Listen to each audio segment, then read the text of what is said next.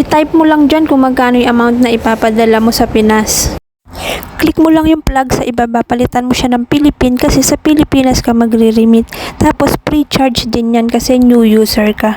Kapag nga pala nakita nyo yung You Have One coupon, i-click nyo siya kasi makaka-discount ka. Coupon yan, maliles yan sa babayaran mo. Lagi nyong i-check yung coupons kung may coupons bago nyo i-click yung send now para lagi kayong may discount. Pag okay na ang lahat, click send now. Piliin mo yung pangalan ng papadalan mo. Pinili ko ang GCash ko. Bago mo i-click ang pay now, siguraduhin na tama lahat ng information ng papadalan mo. Click mo lang yung back arrow sa taas kung may gusto kang i-edit. Ngayon, click ko na ang pay now, magbabayad na ako. Ang gagamitin kong pambayad ay WeChat, so click ko ang WeChat Pay HK. Lalabas dyan yung mga details kung saan ka magbabayad. I-copy mo yung FPS ID dahil dyan ka magbabayad gamit ang WeChat Pay mo. I-copy mo rin yung notes para mas mabilis ang processing. Magbayad ka lang kung magkano exact amount ng i-remit mo. Huminto ka muna sa part na to, wag mo muna i-click ang order details. Tapos i-open mo na yung WeChat apps mo, magbayad ka na. Kapag nakabayad ka na, mamaya mo babalikan yung order details. So dito na tayo ngayon sa WeChat natin, sa WeChat account. Click mo yung me, yung profile, tapos yung services. Tapos i-click mo yung transfer, FPS transfer. Kita mo may lalabas dyan. I-click mo lang yung make a new transfer sa taas.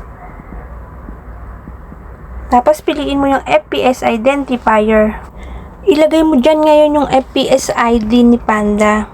Type mo dyan sa FPS identifier ang FPS ID na 0154674. Next is amount. Copy the exact amount na i-remit mo. Yun lang din dapat ang babayaran mo. I-click mo na rin yung add notes, tapos i-type mo dyan yung notes or remarks na nasa Panda para mas mabilis ang processing. Ngayon, i-double check ang lahat kung kamukha sila ng order details mo sa Panda Remit. Tapos, ready to pay na. I-click mo lang ang next, tapos bayaran mo na siya. Pag binayaran mo nga pala siya, ganyan ang lalabas. So, click mo lang continue. And then, confirm mo ang payment mo. Pagkatapos mong makonfirm, paki-screenshot na rin ang resibo mo para i-upload mo ito kay Panda Remit, katunayan na nagbayad ka. Ngayon, balikan mo na si Panda Remit at i-click mo na ang order details. Tapos, lalabas dyan, upload receipt. I-click mo lang ang add now para i-upload mo yung resibo mo. Para may proof na nagbayad ka. I-allow mo lang, allow, upload local files, confirm, tapos piliin mo yung picture na in-screenshot mo. And then, finish na.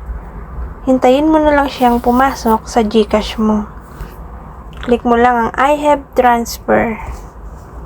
Para makita mo yung status ng remit mo, punta ka lang dyan sa transfer icon. Click mo lang, tapos nasa processing siya. Kapag completed na siya, it means pumasok na siya sa GCash mo.